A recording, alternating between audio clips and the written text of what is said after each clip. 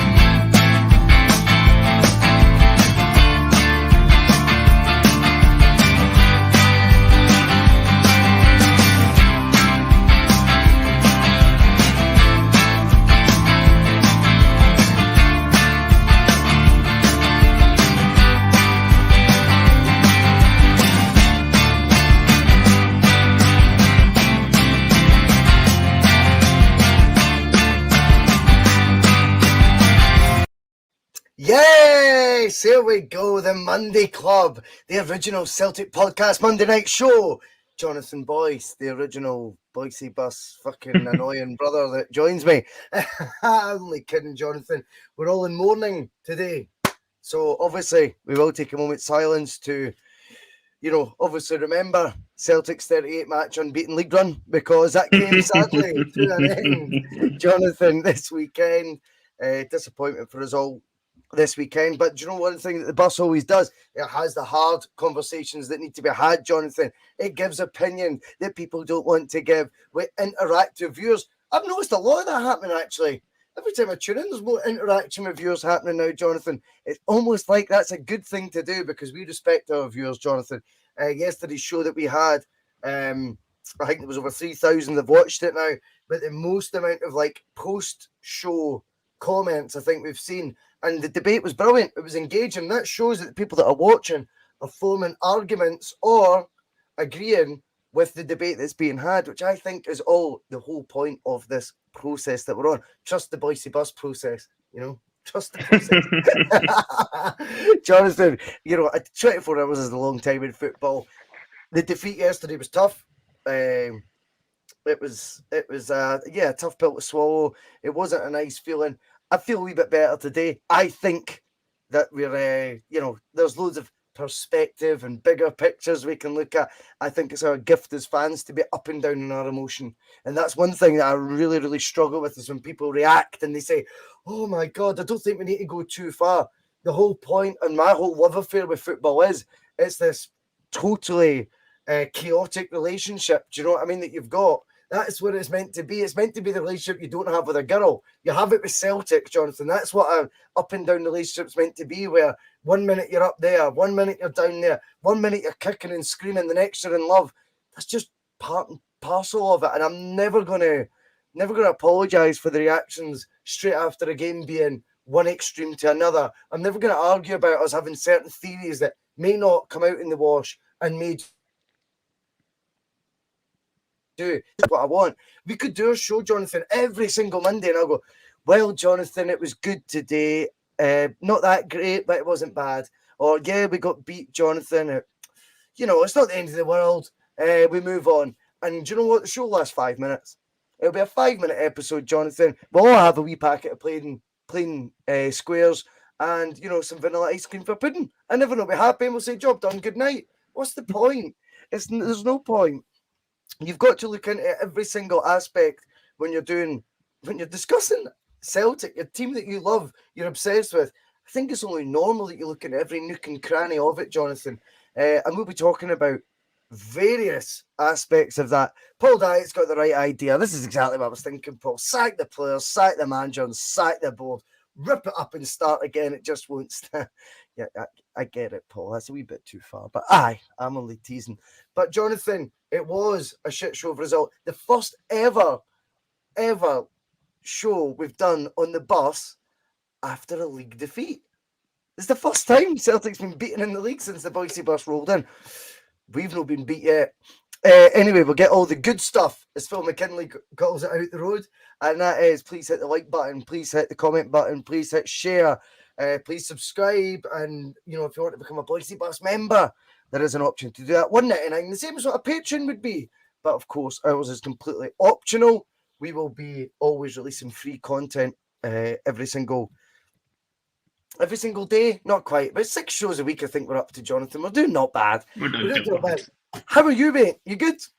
Yeah, I'm good. I think the time for mourning our loss is over, but the dissection certainly will be continuing tonight, following on from post-match press. There's plenty to get our teeth into in terms of the performance levels, and there's all sorts of things that went wrong yesterday from the moment they came out in that stinking grey kit, right through to team selection, right through to key players being missing, and I'm sure we'll touch upon all of that as the night goes on. But it's a strange one because, generally speaking, it's usually Monday nights. There's usually a positive night, a feel-good Monday after a good result at the weekend, generally speaking, since the bus has rolled into town. So it'll be a bit of a different one. I think this is probably only the second time we've really had a really negative result to come on and do after it, which was, the Rangers game in the Cup semi-final all those months ago. And even then, it was actually a draw after 90 minutes. So I think this is a first for both of us on a Monday to actually have Celtic lose in 90 minutes over the weekend. But looking forward to dissecting it all as the night goes on. Well, you're absolutely right, Jonathan. And see, at the end of the day, I mean, like the thing is with the Mondays can be difficult to do. I did quite a lot of Monday shows on another platform, after a lot of defeats, Jonathan. And it's tricky. It's tricky, but, right now we're in a situation where we still come on at 9 o'clock, as we have done since the start. Obviously now I think there's a few shows that go on before us on a Monday, which is absolutely fine, and their gift to do so. And we will try and obviously give you our not alternative view to any other show that's on before us, Jonathan, just an upfront and honest one that we always do. That's why we do this. And the Monday Club is, Boyce's Monday Club, as I call it, is going to be crucial, Jonathan, to the channel, because it is always going to be the show where if there is defeats like there was yesterday, we're going to call it as we see it. And if there's reasons to celebrate, we will absolutely do that as well. Unfortunately, though, this weekend was not one of those occasions. Sadly, the wheels came off the bus, you could say, Jonathan, this weekend. I don't quite go that far, but yes, you could. Well, they came off it for 90 minutes. I think they very much were off the bus. I don't think there's any two ways about that. Before we get started as well, we will be quickly just sharing our sponsors for this evening. Again, as always, a big thank you to Hoops Raffles. But Jonathan, they have a sister page now as well. So I've been instructed to share and support them. So their sister page is Hoops Memorabilia. So basically, it's like the way I describe it, and I've got a wee thing to redo it, right? But the way I see it is, when you go on eBay and you either can bid for it or you could just pay the buy it now price. Well, we know which side we'd both be on, which is quite good, because you would be the one who'd like to chance your arm and throw a few pounds at a raffle, whereas I'd be the one who'd just put the cash down and get something bought. So this sounds like more my cup of tea, Hoops Memorabilia, to be fair. Take away the element of chance and you just get exactly what you paid for. I like it. Exactly. Well, Hoops Memorabilia is the sister to Hoops Raffles, who are kindly sponsoring the Boise Bus just now. And they sell signed and framed shirts outright. Any player, any strip, any colour frame that you want. All you have to do is let them know. And under a week from placing the order, they will have it right at your doorstep, Jonathan. Every purchase also comes with a certificate of authenticity, perfect for upcoming birthdays and Christmas presents. Cheapest price on the market. Get in touch with the guys via their Twitter page and just drop them a message. So if you don't want to enter the unknown raffle, you can purchase direct from Hoops memorabilia, and with under a week, it'll be at their door with that proof of purchase certificate. Whew. God, Big question though, Russell. Big question though is, when is Aaron Mooy's signed shirt going to be up to be purchased? Is that going to be out in time for your birthday, mate? Will I be able to get one of them in time for it? Jonathan, Aaron Mooy is a contentious point amongst a lot of the support. They think I've got an agenda, Jonathan. The only thing I would say about the agenda thing with Mooy, just very quickly on a personal level, is don't be so naive to think anything I say is going to have any sort of sway on Celtic. I am not the BBC, right? We do it. There's 85 people right now watching live. Imagine 85 people sitting at Celtic Park right now.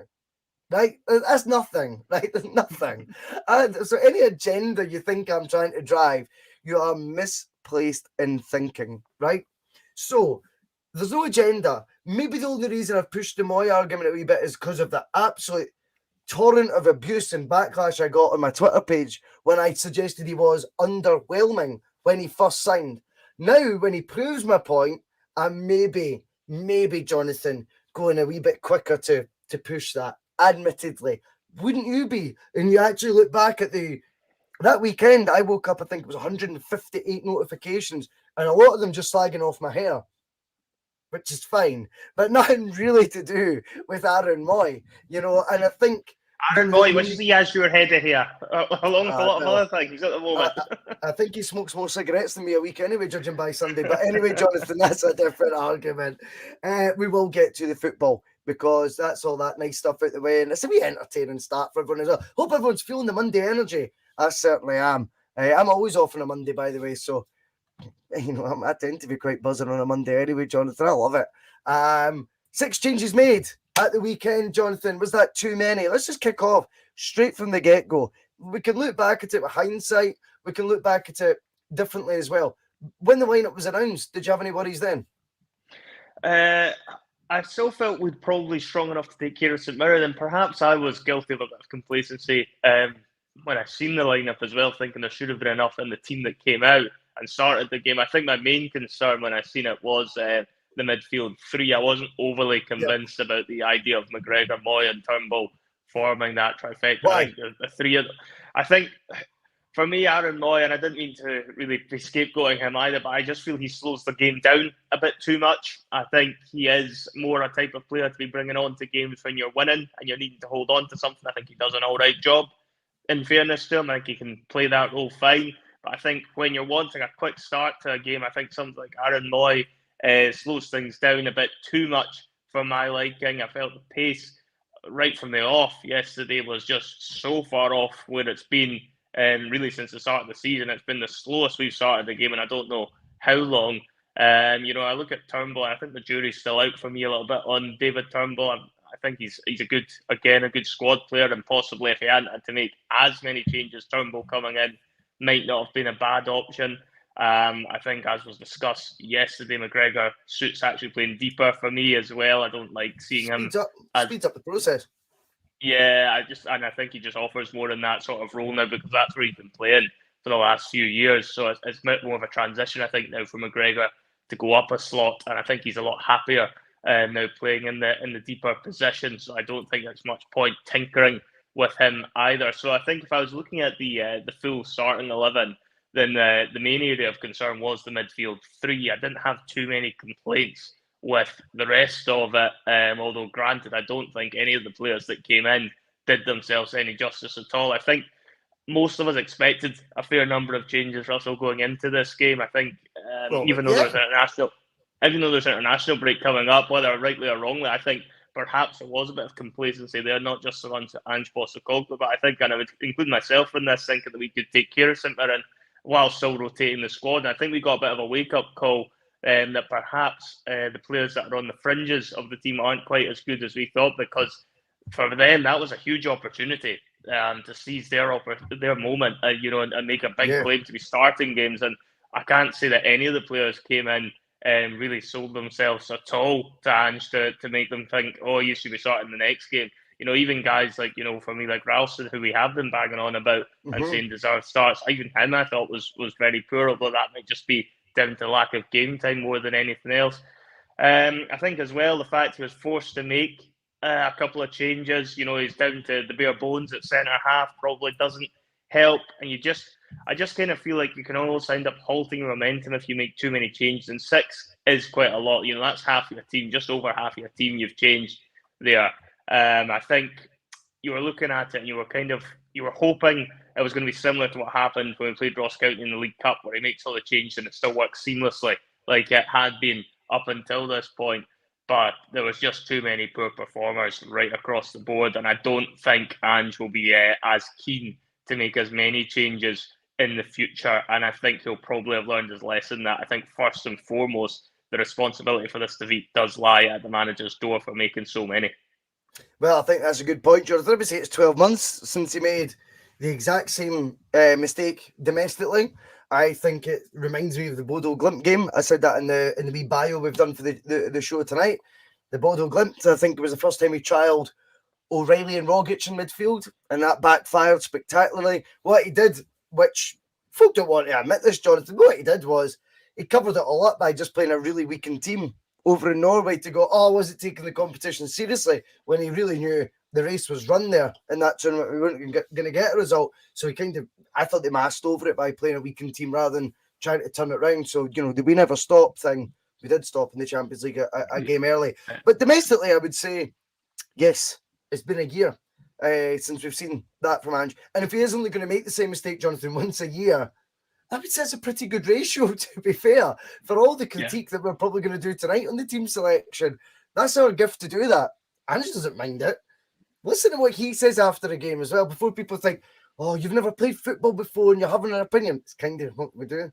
The point of the matter is, Postecoglou comes out, and I think he's as frank about, his decision-making, the team's performance. That's what we are. And that's why we like Ange, Jonathan.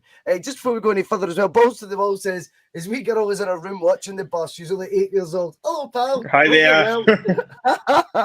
Brilliant. I'll try not to swear.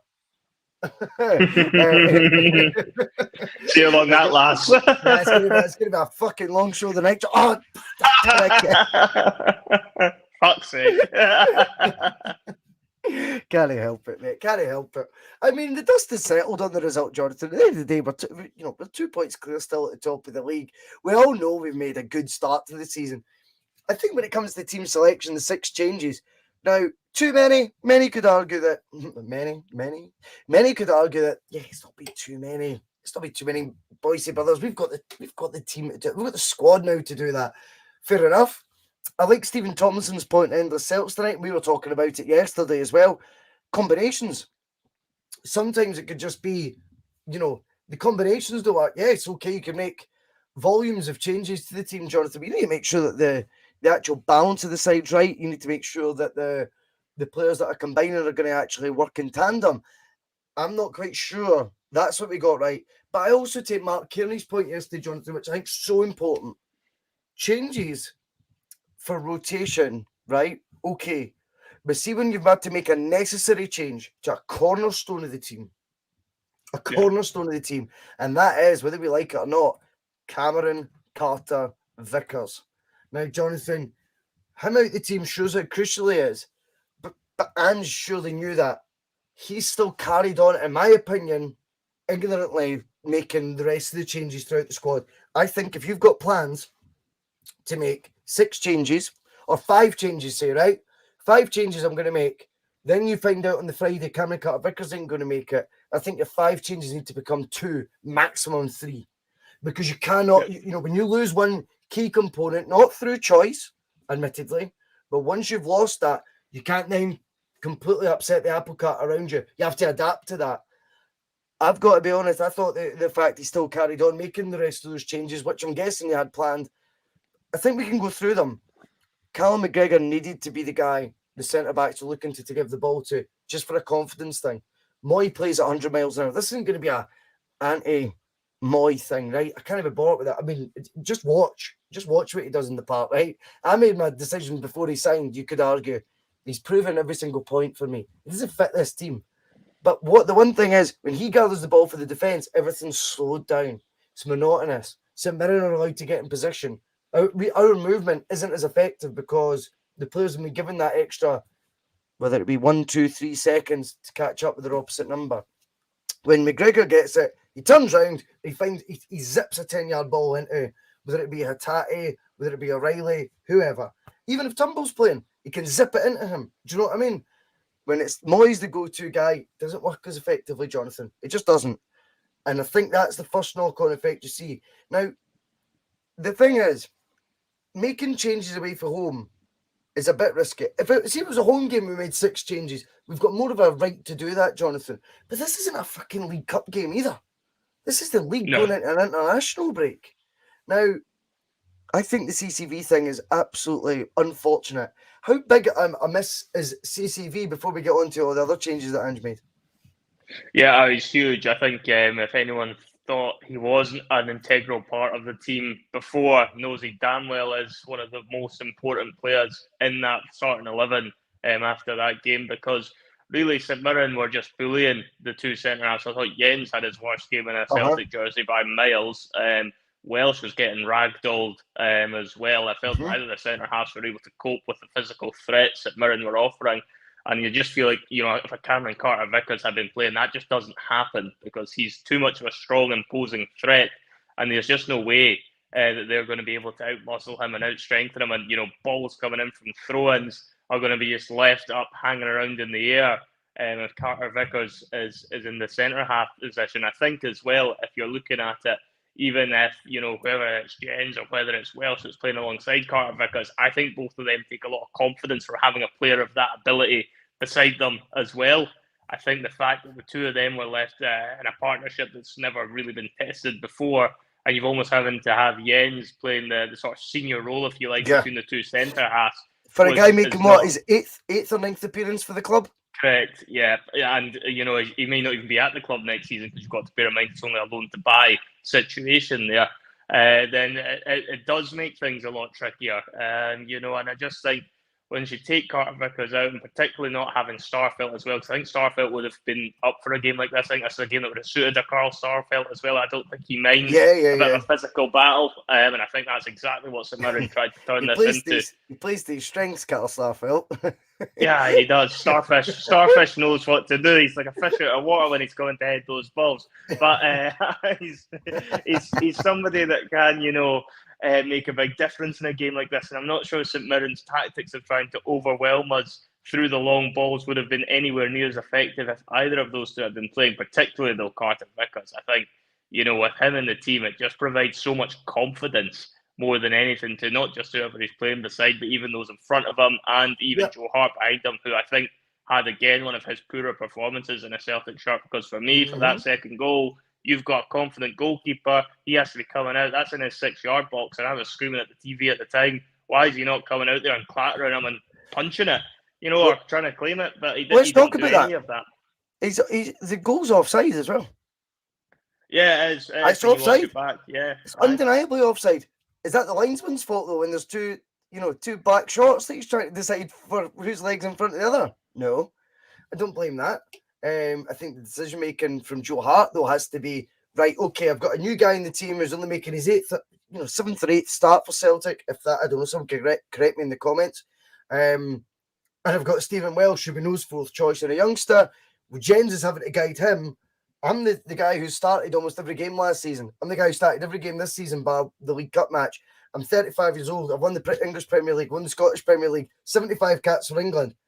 I might take a wee bit of control today. Yeah, I think he has to.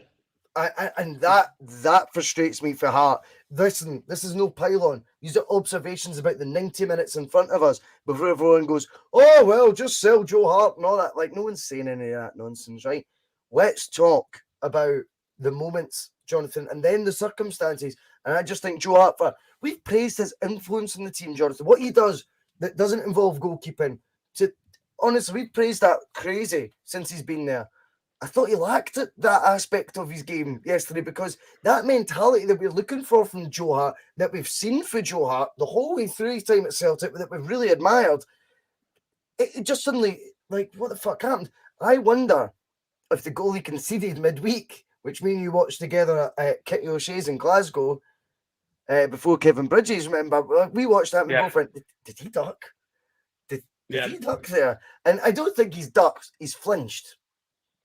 Like, in some ways, when you watch it back, it's almost a natural reaction. It's what you're going to do when the ball gets out of you that first. Your actual instinct is going to be to move your head out the way. It's like when George Samaras did it to Barry Ferguson. I don't know if you remember that. Yeah, we pretended he was going to throw it. Pretended he was going to throw the ball. And I mean, it's just gold when he did that. But that's that natural flinch. And I think Joe Hart's flinched. And I wonder if that dents in your confidence going into the next game, even despite all that experience. Paul Diet says, I think Hart missed C.C.V as the gens. That's fine, but someone needs to step up, Paul.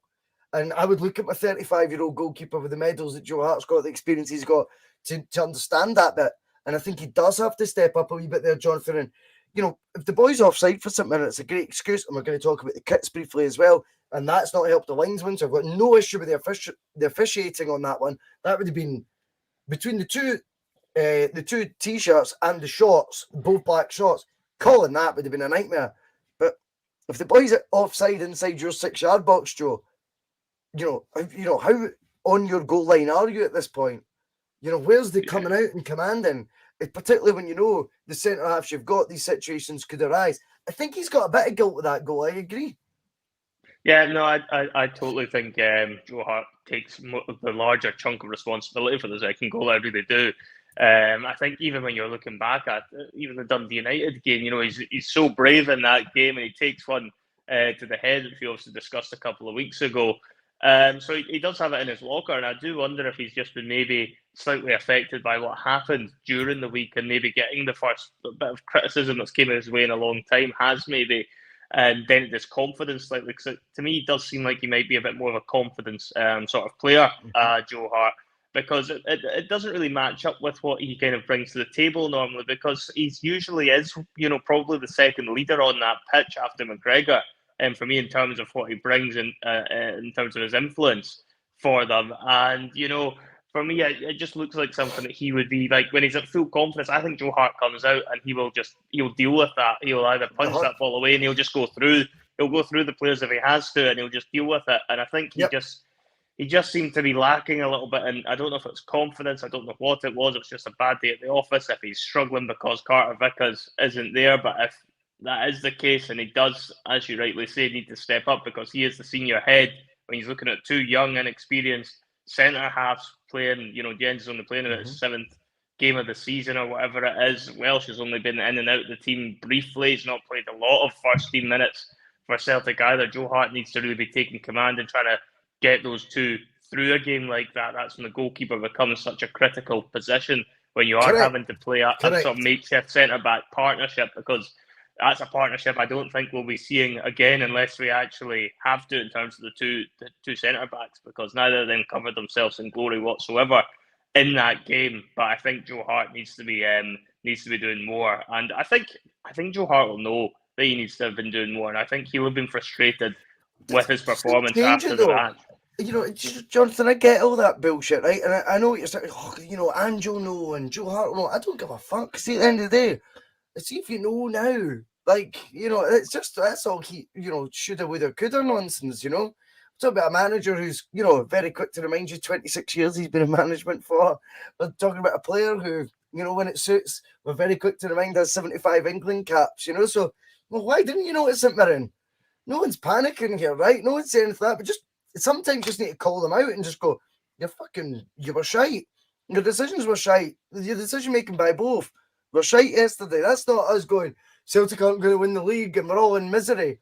But call it for what it is. It's not about, they can know the next day all they want. It's a wash for me, all that.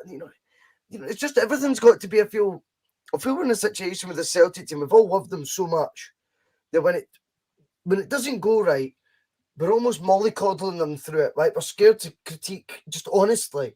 And if I keep going back to when you're emotionally invested in something like Celtic, we're always going to be biased initially. But when you're this emotional in, and you've given a song to every single Tom, Dick and Harry in the team, you know, they played for 50 minutes, they've got some sort of entrance song getting fucking remixed into lyrics, reworded into lyrics, do you know what I mean, Jonathan? They've got DJ Alligator tracks fucking lined up for, I don't know who the next one will be, do you know what I mean, Stephen Pearson or something. And it's like, just everyone needs to just calm, because you're all bought in that much. You're now unable to look at things balanced. You're unable to even give, even when you say anything about, see if you just look at 90 minutes, Ange, you got it completely wrong. Ask Ange. Ange says he got it completely wrong. Ask a Celtic, you know, any other Celtic fan if you got it wrong. Aye, but he's a great manager. No one is doubting that. No one's disputing that bit. We have to be able to have these opinions, Jonathan. You know, I loved the fact the Ange's, you know, initial responses, Jonathan, were very frank. They were very honest. And you know what? Ange would get on well on this bus because he just tells the fucking truth, Jonathan. He's refreshing. He says there's many reasons why we got it wrong, you know, and team selection is one of them. He acknowledges it. He also classically praises St Mirren for what they did initially. I don't mind that. I think that's absolutely fair. But he takes stock. He takes responsibility. My issue with Ange making the 6 changes was, I get it if we're in the middle of this fixture congestion that we normally are at this time of year. However, this comes at the end of, Jonathan, we've played two midweek fixtures so far this season. Normally, by this point, if we've made group stage football, we've played around 8. We've only played 2 this season. And actually, we had the weekend off in between the 2 midweek fixtures. So we've only played 2 games in the space of 4 or 5 days once this season, competitively. Yeah. Why on earth was there a need to be starting on Aaron Mooy? Or, with, you know, I like the fact Ralston started. I can't deny I prefer him. But what was the need to start him if you're convinced Juranovic is better? What we need to remember with the starting lineup is, Jonathan, if there's anyone going away on international duty, that's the international side's responsibility to make sure they're up to speed for their games. That's Celtics. Oh, Juranovic will be playing 2 games for Croatia. We'll take him out the firing line. Fuck that. We play our best team, Jonathan. See at half-time if we've murdered St Mirren 3-4 goals, like we tend to do in those opening 15, 20-minute salvos. We can put goals past teams. Then you've got the gift, Jonathan, at half-time of going, off you come. I know you've got a busy couple of weeks coming up internationals.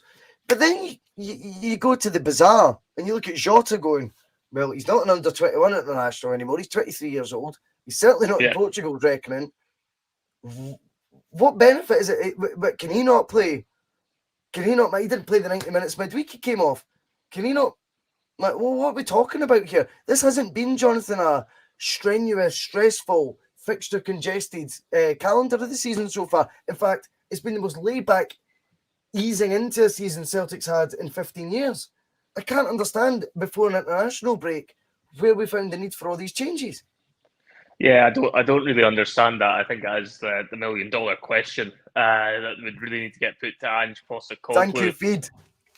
On this one, because I think, you know, if you're looking at it, there isn't, you know, a Celtic game now until I think the 1st of October. I think the next one is against Motherwell at Celtic Park. So, you know, we're talking a couple of weeks break. It's not as if, you know, the international management will be doing Celtic any favours, you know, with the international players and think, oh, they're going back to their club, so we'll make sure they get limited minutes to try and look after, you know, Celtic's interests. So I don't see why Celtic should be doing that for international games either. So I think from that point of view, Ange would be an interesting one to really get his take on why he felt he needed to make so many changes, given the fact they haven't played an awful lot of games so far this season. Okay. And also they've got these international games coming up. Well, Jonathan, we've not got the gift to ask Ange. Okay, and I'm just going to very quickly say, Elias Mangate is watching from Fiji. Thank you so much for the kind donation, mate. Much appreciated. He wants us to get in their faces and show them up. He's loving the show for Fiji. Amazing. And Feed the Bear, thank you so much for your baked donation, mate. He knows exactly what I'm saying. And I hope that that doesn't take away from the funds that you need to put towards your new bong. Jonathan, the thing is, we don't have the ability to get an Ange Postecoglou on the show to get him to explain the changes. So the one thing I do have though is you. So I want to know your reasoning. What is it you think led to 6 changes being made to the team? Well, I think when he's looked at it, he's obviously must have looked at the European games taking a lot out of the players, particularly because I did feel they played with a higher intensity for longer periods of the game than they did against Real Madrid the week before. Granted, I know the opposition isn't as strong as Real Madrid, but Shakhtar Donetsk are still a big step up from what we play from most teams domestically in any event. And I felt, Celtic did keep up the intensity for a lot longer against Shakhtar Donetsk than they did the previous week. And it is a bit of a concern, I guess, with the fact that, with this high intensity play that Postecoglou likes to adopt his Celtic teams to do, is that we've seen it last season, is a lot of the times after half time, the players look burnt out. And I'm just wondering if the fact that they had that 90 minutes where they did throw everything at that game against Shakhtar Donetsk, if it just took a lot out of the players, and there's not as much recovery time when you're going, Wednesday then through to Sunday. If that's maybe factored into his thinking, he feels he needs to freshen up. I can only assume that's where the thought process comes from. Assuming's one thing, Jonathan, but let's get fucking real here. 6 changes? Come on. It's a lot, but he's also probably wanting to give some of his players game time as well. And I think a few of us were probably quite keen on some of them getting game time. I think there was calls, for example, of Tony Ralston to come in even on this podcast before the game. I think a lot of people wanted him in. I think Aaron Mooy, although we didn't really want him in personally, there was a lot of support for him amongst our fan base that felt Aaron Mooy's done enough to merit a start. I think you only had to go as far as Twitter. Did Aaron Mooy do anything different, Jonathan, than what he's done in any other game? No, for me, I wouldn't have started him. But no, that's not what I'm asking. Did he play any differently to what he's done when he's came on the park? Obviously we went 11-0 up, But see, to me, he played the exact same as he had in other games. So the people that were posting, Celtic's Pirlo, or they were posting, oh, what a balance he's brought to the team. He played the exact same, right, from the start. But it was just, we started the game with Aaron Mooy. He didn't come on at 4-0 up, Jonathan. He played the exact same as I've seen him play in every other match. His performance hasn't dipped and it hasn't improved. He just played like that. It's just when he plays for the start for the first time, you realise how little impact he's going to have. And he doesn't fit the profile, Jonathan. He really doesn't. My issue with the changes, I'll tell you, there was a complacency issue, Jonathan. There was complacency in that team lineup. You do not make 6 changes away from home in the SPFL and think you'll get away with it when you're changing profiles of players. The 2 midfielders will not bring you the same energy that we had before, let alone the talent. Taking Jota out, just bizarre when we're about to enter a 2-week window break. There is substitutions. We keep talking about the 5 sub rule, Jonathan. Yep. That benefits Celtic. Why do it from the start? And again, players then get brought on, and you've got this argument that, the players that came on didn't make a difference anyway. The complexion of the game's changed by then. It's fucking no. That doesn't happen from the start. If it was, 0-0, and the first whistle gets blown, Jonathan, that's not what happens. It's very disappointing what I've seen. I've got another concern, Jonathan, about complacency creeping in. Now, this isn't because this is going to need to be. Owen Robertson, brilliant, mate. What's your nut on the ceiling? Oh, honestly, mate, thank you for your input. He told us to calm down earlier, Jonathan. Does Ange not know what he's doing? Well, I'd like to think he knows what he's doing, Owen. I hope he knows what he's doing. Of course I do. He's a manager of 26 years. He's in charge of our favourite football club. I think he does know what he's doing. We just got beat at the weekend, so we're going to discuss what went wrong, Owen. I hope that's okay with you. And just, yep, man, that's okay. So thank you, though, for the concern, big boy. I appreciate it. He says in my brain box now.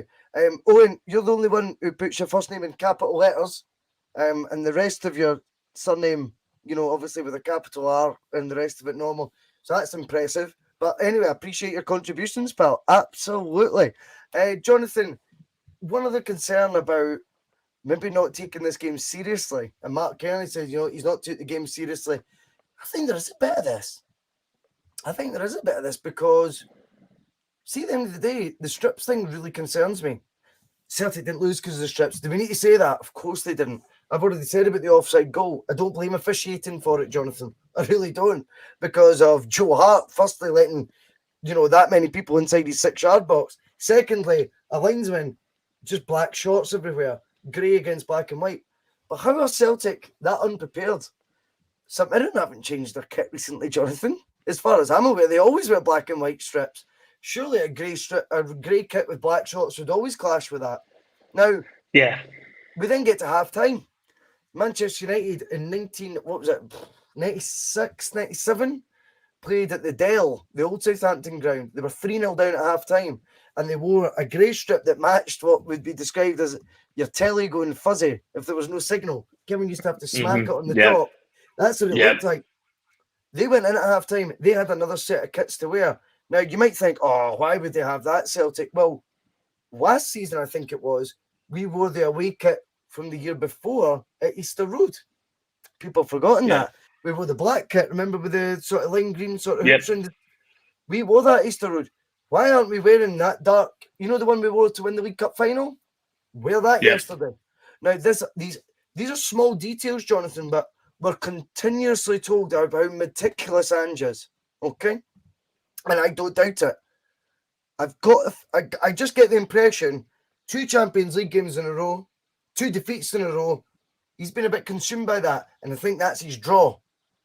I think that's where he's, he gets, the wee bit of sort of, eyes on the prize. That's the competition he wants to be at Celtic for. As I've said, for a year, Jonathan, he didn't come here to get us to beat Rangers 55 league titles, or however many they claim, 155, I don't really care. He didn't come here to win Celtic's 497th League Cup. He came here to make an impact on Europe. And I think he's took the St Mirren game with a wee bit less seriousness. And I think that starts from the 6 changes. But let's go into the strip situation, Jonathan. That was avoidable. And I actually think quite amateur hour. Yeah, a blind man could see that wasn't going to work. I think as soon as I seen them in the tunnel when I turned it on, I was thinking that was going to be a clash before I even saw the shorts. I thought that's not looking great. And then when you seen the shorts were both black, you were like, Christ, how can anyone possibly think this is going to be fine? I mean, I bet Robinson for St Mirren, he was probably rubbing his hands with glee. Probably couldn't believe his luck, how silly we'd been. And as I say, it's not something that completely won St Mirren the game. Absolutely not. But it's a contributing factor and a catalogue of errors made by Celtic on Sunday, and that was the first of many to come. And I don't know why, because I remember thinking as well, like yourself, I remembered Manchester United had changed their kits in the game at halftime before, and I was thinking surely something's going to need to get done at halftime with this. And I was gobsmacked when they came back out in the second half with the same kit on again. I don't know if it's just because of the fact they felt they had to advertise the kit and they just weren't going to budge. And if they haven't planned properly and thought we need to have another option there just in case this is a clash, it just feels like the planning and everything around that just feels so off compared to what we're used to with Celtic, because Ange Postecoglou has been known for being meticulous with his details up until now. It's not something you would expect to have got past them, because as I say, anyone watching that game on the TV could point out straight away they had no idea. I mean, to actually try and watch it on the telly was almost impossible. You had no idea who was passing to who. It's got to be the same on the park. Oh, come on. It's maybe slightly easier on the park in terms of making short passes, but if you're passing that ball across the pitch, that's what I'm saying. And again, you're going to the same in the park. It can't work. It doesn't work. Jonathan, we're in a situation. I mean, I was convinced Celtic had never worn that grey kit. Remember the grey kit with the pink V? Yeah, that's right. Yeah. Did we ever wear that in a competitive match? I was convinced we hadn't. Mark Kennison think we did wear it once. He thinks we wore it as well, which is fine. Maybe we did, but if so, we've worn it once. Why on earth 4 years later we're wearing a grey kit again? What, is that the lack of, is they just not paying attention? I know it's great to say biggest ever kit merchandise deal signed with Adidas. Well, they clearly don't give a fuck, because anyone who does the research would go, well, grey kits are off the menu because Celtic won it once the whole campaign, or if ever. So why on earth are they making them wear? Why on earth would you design another grey kit so soon after? It's bizarre. It's strange, and I think the problem they have with the kits they've made this year was none of them are going to be particularly great for St Mirren. I would have said you're actually probably looking at the home top, but actually been the best one to have gone up against them if you were looking at current strips. It's probably the hoops because the pinstripes is black and green, so I don't know how well that would have really fared either. And I don't know if that's maybe played into their thinking as they thought the away kit would have been a clash, and they thought we'll go with the third because that might be a bit better. But the whole thing was just not thought out well at all. No, and Stephen Mother wants to say, let's not go down the kit route. What do you mean the kit route, though? I mean, Stephen, we've got to talk about it. It was staring you in the face when you watched the game the same way it was staring us. I mean, I can't be asked having to always go, we lost the game because of the kit. No one's saying that. Like, no one is saying that. But if you don't think those kits clashes, then Specsavers do free eye tests. It's absolutely free. Go get one. Because the kit clash was a problem. Celtic Fan 88, the kit wasn't the problem. Was it a problem? Of course it was for both teams. For both teams it was. What concerns me is why Celtic didn't think of this in advance and why at half-time we didn't have other options. Other options, Jonathan. Change the kit. Cares? You know, you're still trying. I don't think this is what clubs were able to do in the English Premier League 25 years ago, Jonathan. Just changed at half-time. Change it at half-time. That's what Man United did. I think it's still lost. I think they lost 3-2. But they were 3-0 down. There's Brian Morier. You know, the reason Ferguson changed, he said the players were blending him with the supporters in the back. That's not quite the truth, Brian Morier. They definitely was a kit clash as well. I mean, I don't know. I mean, it definitely was because of the kit clash as well, Brown. But again, no one is saying, not one of us is saying we lost because of that. It is an absolute talkable subject, Jonathan. It's something I have to speak about because I don't want to see that happen again. You know, and yes, of course, we are viewers who watch, and it frustrates us if we can't tell. But that's got to then be replicated in the park, Jonathan, if everyone's in black shorts. You know, Celtic wear white shorts every week, Jonathan, with green stripes. Even that would have helped.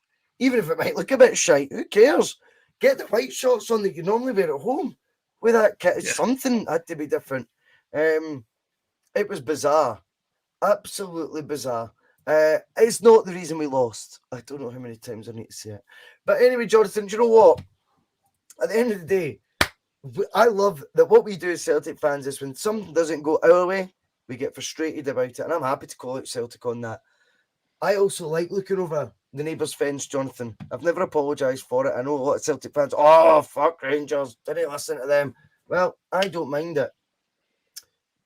And we're 2 points clear at the top of the table. Now, it actually is, you know, in one way you go, how the fuck are they only 2 points behind?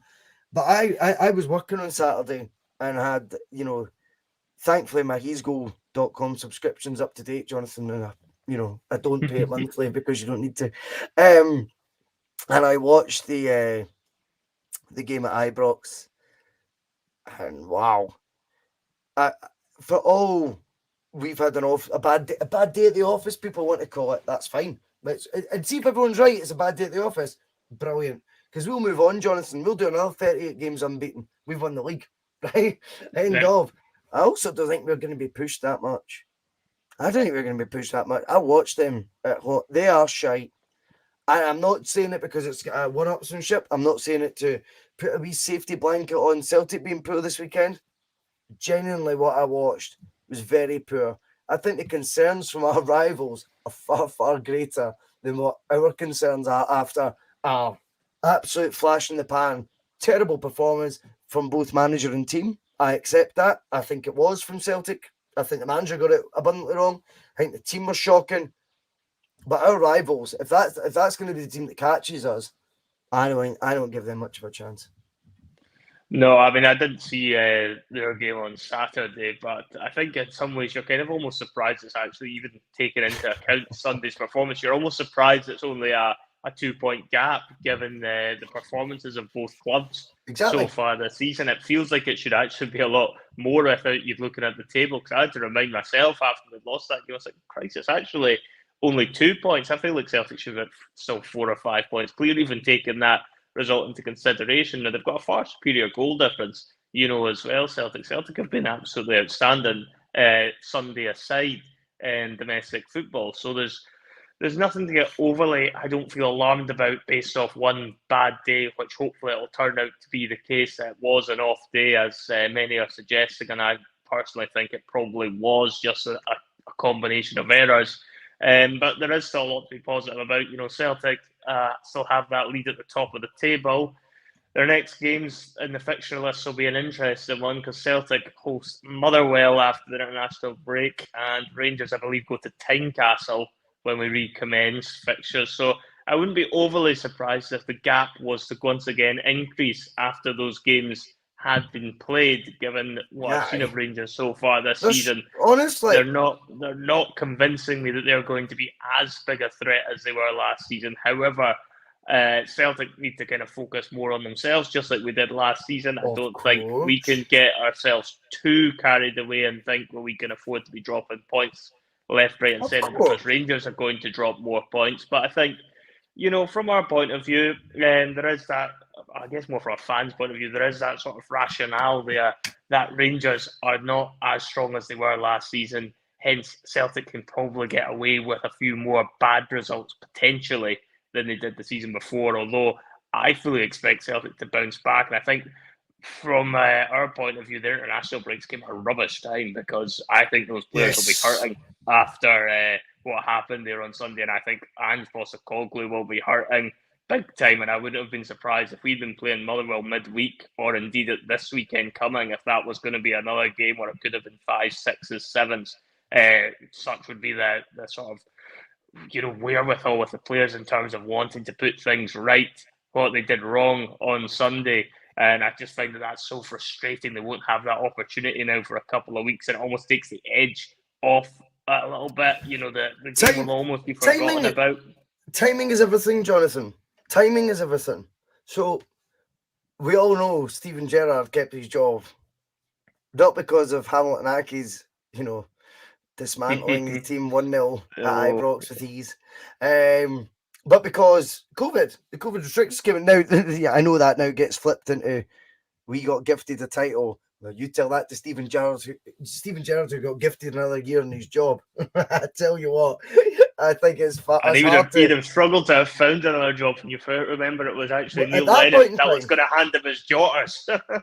Again, another guy that would be described by that set of support as the worst manager of all time, etc. So, make your mind up. But hey, listen, there's been a death recently, Jonathan, that undeniably has absolutely salvaged in a way where their league season, particularly, potentially, I should say, was going. And the reason for that is we cannot deny that the fixture list was going to read Rangers, Pittodrie, and then us playing at 3 o'clock that day, and then playing at 12.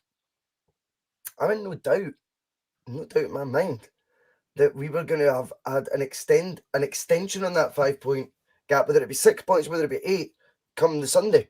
We would be looking back at a league table that looked even healthier. But complexion, Jonathan, can change very quick. Mark Kenny was very quick to remind us of that, as you would expect. Yeah. And he says, you could lose away here. Things can happen, and before you know it's 2 points.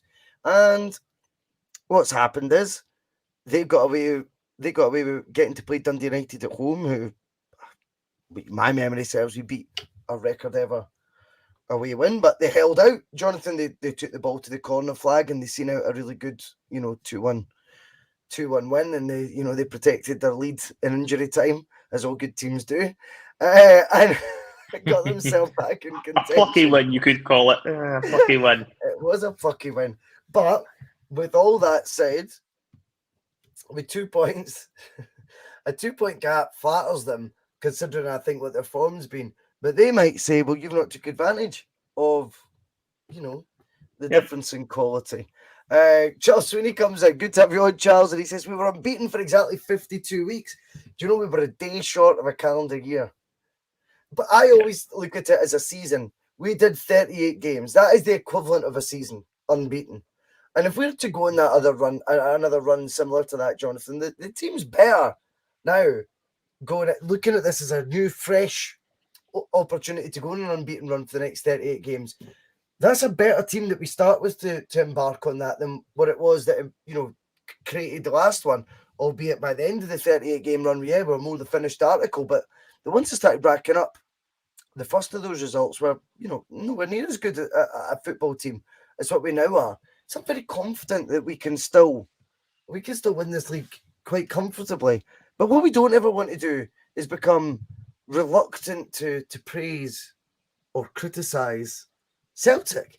You can't just sit in the halfway house, Jonathan, with this. You have to be able, without fear or favour, to go in and say, that was wrong.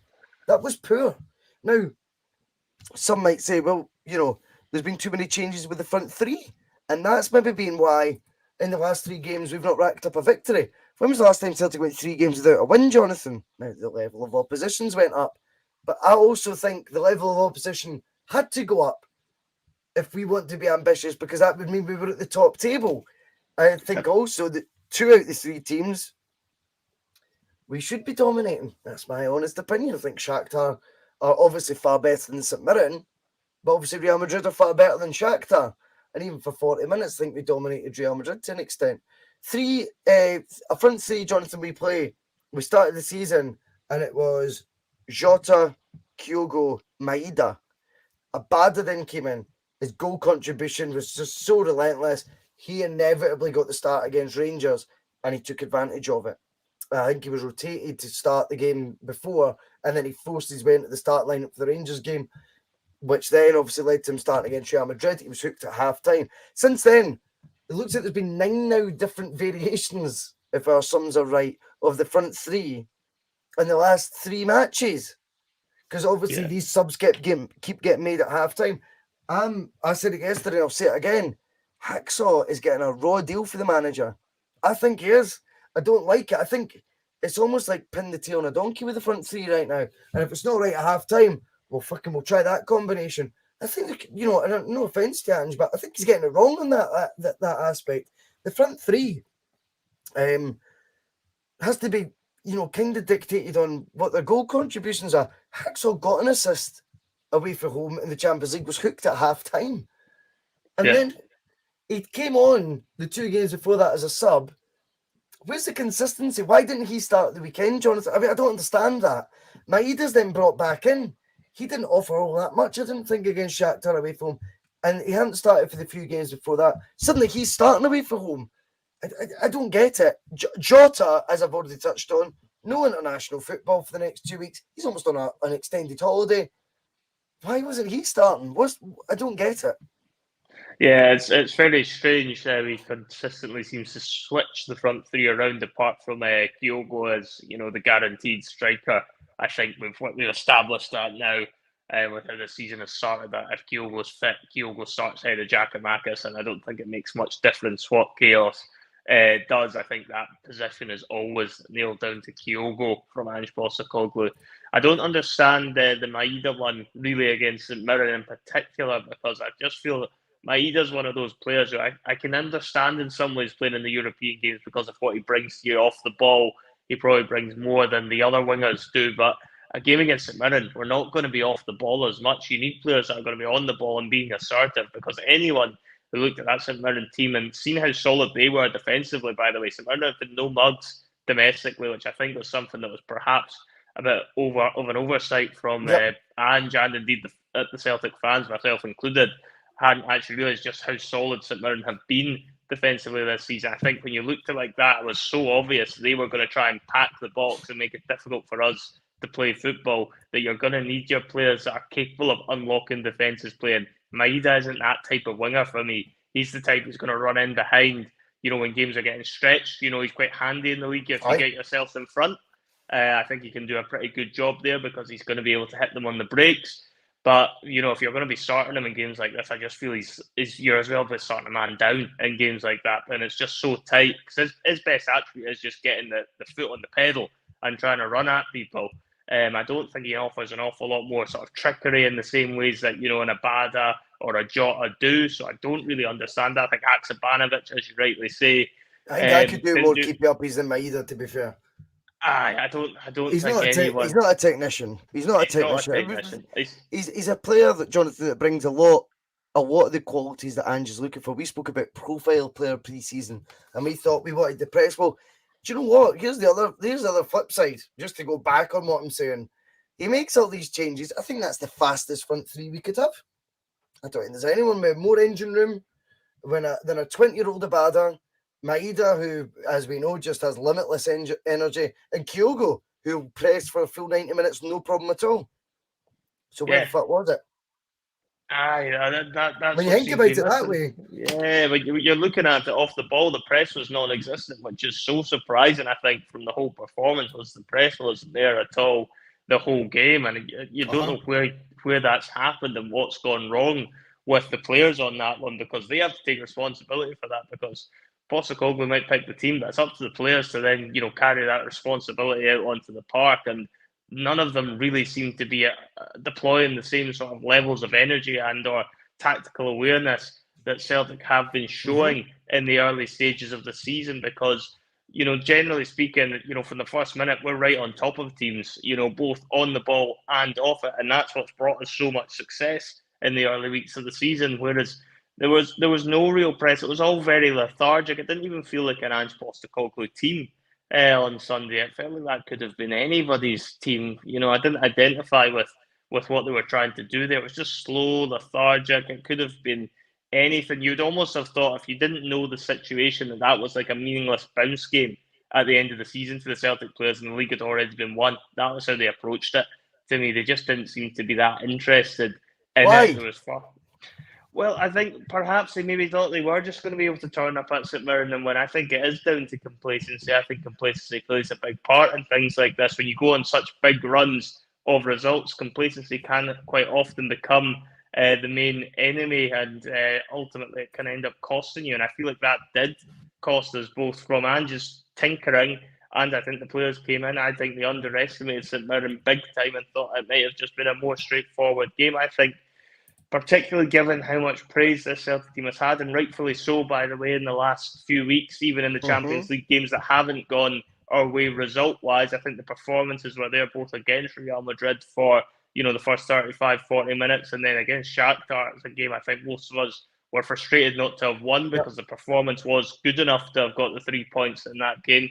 And I don't know if the players then have just thought, well, St Mirren away, this should be quite a straightforward game, and they've just not approached it properly. But rest assured, that won't happen, I don't think. Again, if it is indeed complacency, then the good news is that's quite easily fixed, and it should just be a case that's a one-off. They've had to take their medicine on this one and move on. And sometimes getting a defeat can help give players a kick up the arse sometimes, if that is beginning to creep in, and remind them that, they're not invincible. They are capable of suffering defeats. You can't afford too many of them, because despite the fact Rangers may well be weaker in the division than they were last season, Rangers are still far stronger than the rest of the teams in the table. So Rangers are still capable of putting together a run of results, even if we don't think Celtic, Jonathan, the last 3 years. Correct. Tell me, who else has beat them? Dundee United get them on the first game of last season. I can't mind. I think Dundee United. I think that might be right. I think Dundee United. I think Dundee United beat them. But you're right. Your point is valid. They don't tend to drop a lot of points outside of the games against us. Even last season, it was mainly draws they had, I think, against the other teams. Yeah, you've got to take the what they bring to the table seriously. I wanted to before we go, Jonathan, Celtic fan 1888 comes in. He is saying Kyogo's performances haven't been as good enough this season. I think he's had a lot of good displays, to be fair. I do think he's a wee bit out of form. One good performance so far this season, though, is what Celtic fan 1888 says. Jonathan, again, we spoke yesterday. We think there's a bit of favouritism in Ange's selections. Obviously, you watch the post-match comments that come in. People take umbrage to that. I disagree. I think Ange is human. He's not this fucking messiah. He's not a god. He's a human being. I think it's normal that you have favourites, Jonathan. Do you know what I mean? It's why you're only on once a week on the Boise Bus. You know what I mean? Because I've got far better players on my team. No, obviously I'm teasing. But that's just the way it goes. It's you pick your favourites. You pick your favourite sometimes. Every manager's guilty of it. I bet you from the top tier, look at, I'll go back to Pep Guardiola signing Claudio Bavrio for like £17 million, and you're going, but he's shite, and he's still persistent with him, and you just knew he was the worst goalkeeper ever. There's a wee bit of favouritism coming in, there is, and I think that my issue with Kyogo and Giakoumakis right now is, why does it have to be one or the other? Why can't you just have the bollocks to fucking play two up front? If you want to be arrogant enough to make 6 changes to start lineup, be ballsy enough to go 2 up front to St Mirren. Play the 2 of them. Yeah, I think that's a valid point, because I think the only time the only time the two of them have ever played together up front is when we've been chasing games down. I think they did it briefly in the Livingston game we were at last season, where Giakoumakis misses the penalty. If you recall, Kyogo's the one who actually wins the penalty. Giakoumakis then proceeds to miss it. So they did get running. Thanks for that memory. Yeah, hi. Well, it's a bit of a negative vibe, but it's a bit of a negative vibe after the weekend anyway. But I think he only tends to it's like a smash the glass in an emergency situation is when he decides to put the two of them up front together. So it's like last roll of the dice at the casino, if you like. It's when Ange Postecoglou thinks, fuck, it's time I need to actually try this because I've got no other jokers left to play in their hand. So I'd like to see him give it a try. I really would. I think if he was to give it a try from the beginning, it would catch somebody out. And I think that's the only way you're ever going to know if it works, because chucking them together for the last 10 minutes of a game that we're chasing, which is all he's done so far when he's put the two of them on the pitch at the same time, is never going to give you the same benefits as if you were to start them together. And then you're going to get a proper evaluation as to whether or not the two of them can work together. Both of us have felt that is something that can work and should be able to work. But, it seems as if Ange Postecoglou doesn't seem to like the thought of putting the two of them together up front from the start. Okay, Jonathan, based on his selections. Is there stubbornness there, yes or no? I would think so. I think so. I think he's quite taken with his formation selection, to be honest with you. I don't think he likes playing 2 up front. I think he's quite happy with his wingers, and you only have to watch. But he'll play both when he actually wants to get goals, and he wants to win it. He'll play both when he's out of other options, I think, because he normally waits and he'll make it as one of his last subs, probably his last substitution, his last throw of the dice, I would say, is he'll chuck them both on up front just to get another striker on. But his preferred way of playing is with the wingers. You only have to watch some of the interviews he's done recently, and he talks about the fact he likes playing with wide men and the one up front. So I think he is stubborn. I think he will be stuck in his ways with that, and I think it would take, having a bit of a selection headache for him to decide to actually go about and change that. We'd have to have a fair few injuries, and let's face it, the amount of wingers he's got at the club, he's not exactly short on options. I would be quite surprised if he ever ends up in a position where he starts the two of them up front together. I'd love to be wrong, but I think the two of them together will only ever happen when Celtic are chasing a match.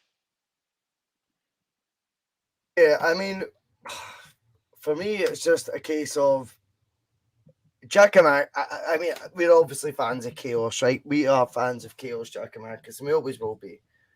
But I just think games like yesterday are crying out for him. I think Hugo has been a wee bit off the ball. I mean, I don't know. What is it going to take, Jonathan, when they're both fully fit? And what scenario do you envisage Giakoumakis getting the nod over Kyogo when both are 100% fit? I'd actually, when I wrap my brains, don't think it's ever happened yet in 14 months. Yet we're accused of, for even suggesting there might be a bit of favouritism there. We're accused of being, that's way off the mark. I mean, well, tell me then. When they're both they're both fully fit, up for selection. Now, let's be honest, their goal record stacks up against each other, minutes on the park against each other. Their qualities are completely different.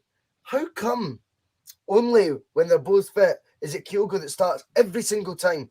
Giakoumakis has never started ahead of Kyogo or Kyoko when they've both been fully fit, unless maybe right at the very, very, very start of last season, when again Giakoumakis was, in fact, no, he wasn't even fully fit then. To get to up to match sharpness, when they're both fully fit, Kyogo starts. What is it going to take for Giakoumakis to get the nod? And by the way, see yesterday, I think Curtis Main was ragdolling our defenders. I'm sorry, we've got the guy who knows how to ragdoll defenders in our side. Play the fixture, Jonathan Boyce. Yeah, it's one of those ones where I think the game was crying out for Giakoumakis earlier than he was called upon. I think, going back to your point with Kyogo starting the games, I think it would take Giakoumakis doing something extraordinary to actually usurp him from the team, I think you would actually have to do something big in Europe, or do something incredible in a derby match, something like that in a high stakes fixture. I think is what it would actually take for Giakoumakis to get the nod. You've got to remember Giakoumakis is a free scoring striker. He proved that in the second half of last season he ended up finishing the season as top goal scorer, despite only playing half a season in the league. Now, granted, the goals tally wasn't as high in the league as it sometimes is, but that was still a very impressive achievement for Giakoumakis to rack up those numbers in half a season.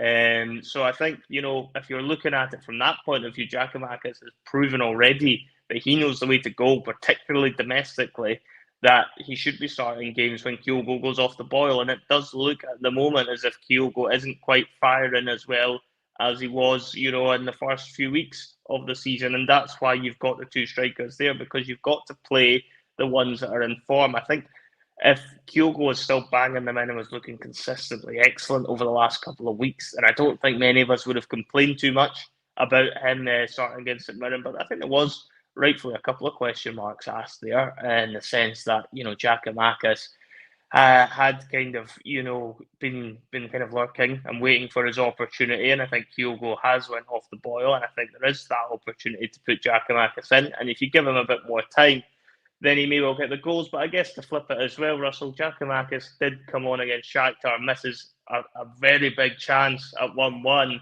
and I don't know if that's maybe played into Ange Postecoglou's Well, that's thinking. bullshit. Well, that is bullshit if that's played any part, because see, when you're coming on, Jonathan, you're getting wet behind the ears for like 2 minutes, and then you're expected to always be delivering these finishes. It doesn't work like that. Chaos came in at this last season, Jonathan. He plays week in, week out, and look at the goals he delivered because of Kyogo's injury. I think bringing him on sporadically and for cameo roles, I think I agree with Danny O'Malley here. You can't blame a miss on GG when he comes on for cameos. He needs that game time and starts. Look what happened last season. He played every game after Kyogo was injured. And honestly, his role in us winning that league title, I think, is so undervalued. So undervalued. Yes, he doesn't have the finesse and he doesn't have the beautiful touches that others do. But you play him and you score goals. You play him regularly, we score goals. And I am very, very frustrated that he is judged, Jonathan, on 20-minute appearances. We're talking about, and by the way, for the record, if I had my way, play them both. Play them fucking both. And do you know, I think Kyogo could benefit from these flick-ons, these knockdowns, these wee touches. See, if your other option is, Jonathan, like you've got to play Mooy and Turnbull when you're resting Hatate and O'Reilly. Do you not think if they really did need rested, who are we to judge?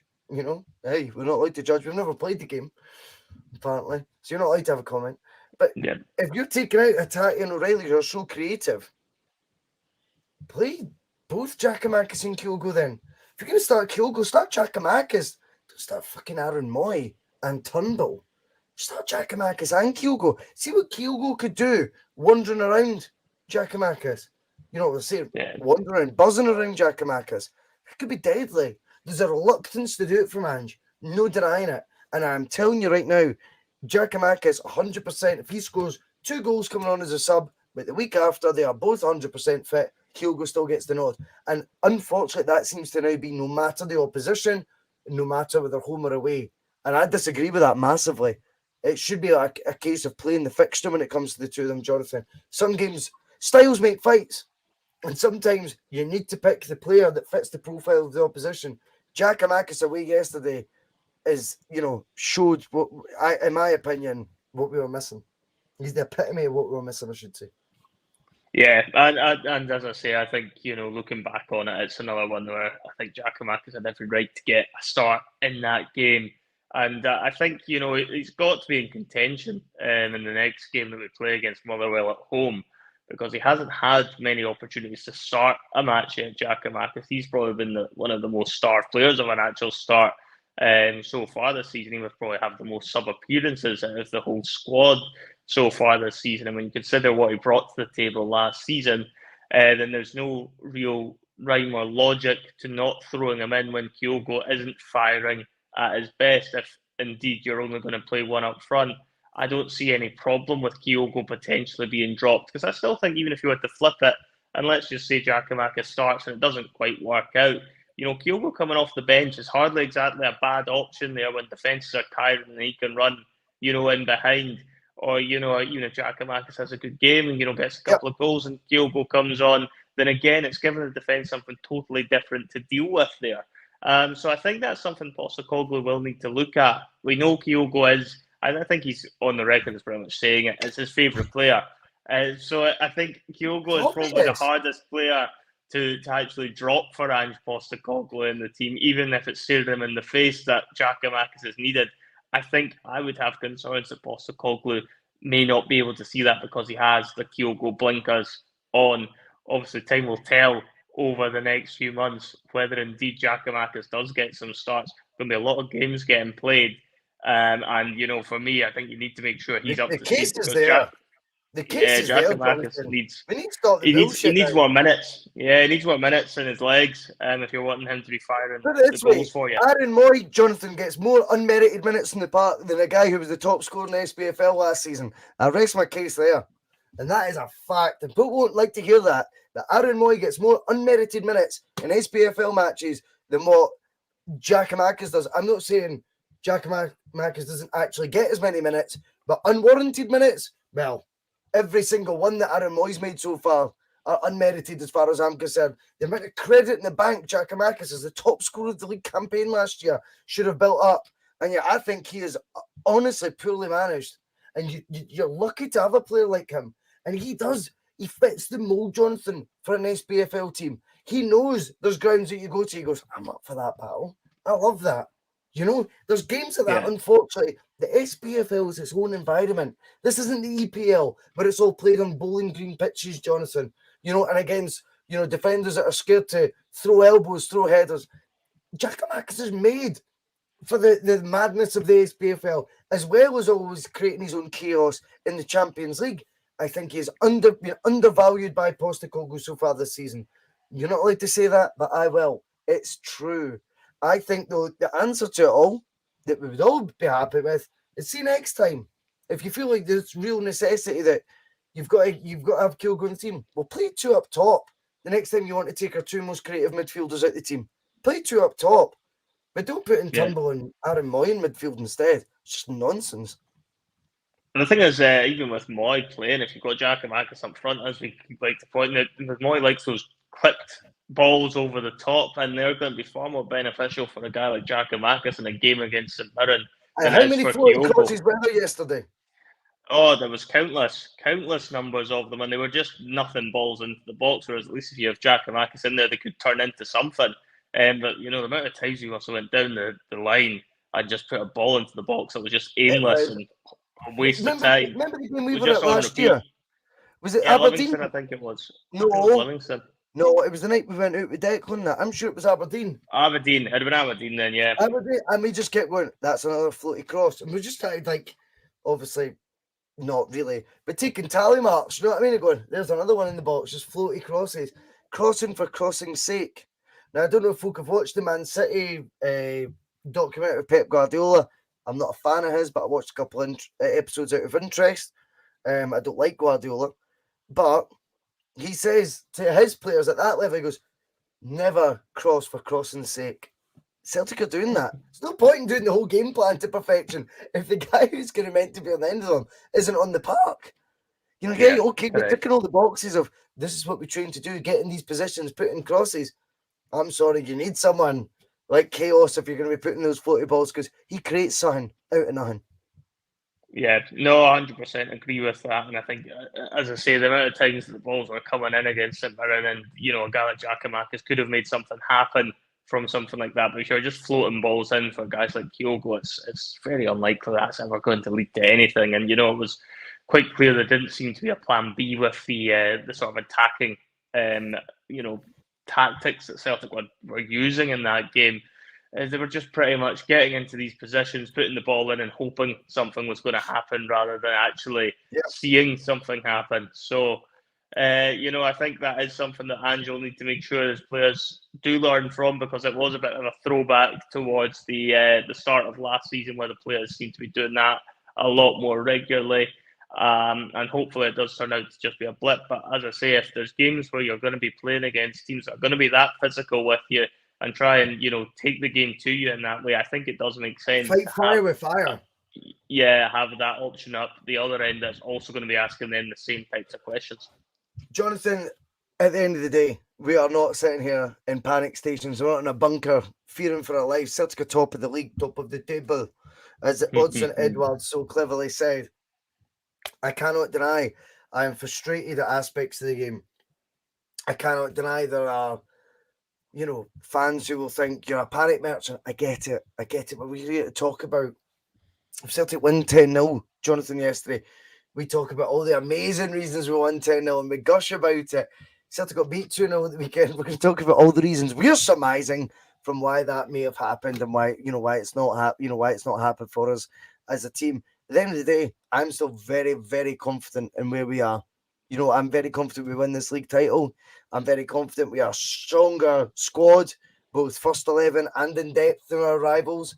I'm also confident Ange will learn from the experience that he's had so far. There's obviously other tweaks to the team I would like to see. Unfortunately for me, I don't get to make those calls, Jonathan. All I get to do is drive a bus and tell people what I would like to do. And it's been brilliant to see everyone's input in the comments yet again today. Another show, way over 100 live. We really do appreciate it. We'll be obviously sharing this as a podcast on Spotify, iTunes, etc. And it's went nuts, the audio downloads recently. So we do appreciate people who are using this as their medium for the audio downloads, maybe while they're doing a shift at work, maybe they're at a jog. Big thank you for that. Those numbers have went mad. Jonathan, thank you for joining us. I know we've ran away. Before we go, Russell, you've got the Predictor League still to cover off as well. We're going to do our own episode for that because we just remembered. For that. Me and Phil realised that without Celtic content, we need to come up with something else. So we'll just do the Predictor League's way episode and have a wee deep dive into the other teams in the SPFL. Is what you're allowed to do when you do the Predictor League. We look at other teams' form and results, and sometimes that gives you a better perspective when you need to do that research on upcoming fixtures as well. So me and Phil are going to do a show of that, at some point during the international window. Makes sense, doesn't it?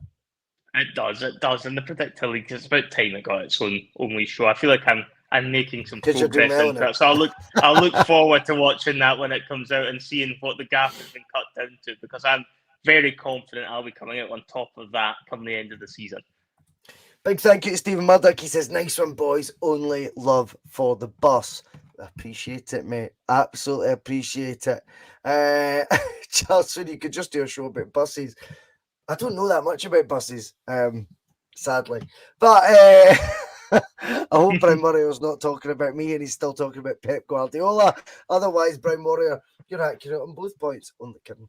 Anyway, from one arrogant prick to another, here's Chris Sutton. Good night. Some of his comments about me deliberately trying to cause controversy. Well, I work in the media now, and you've got someone sitting there next to you who's an embarrassment to the media profession. He's an apologist. He's a charlatan.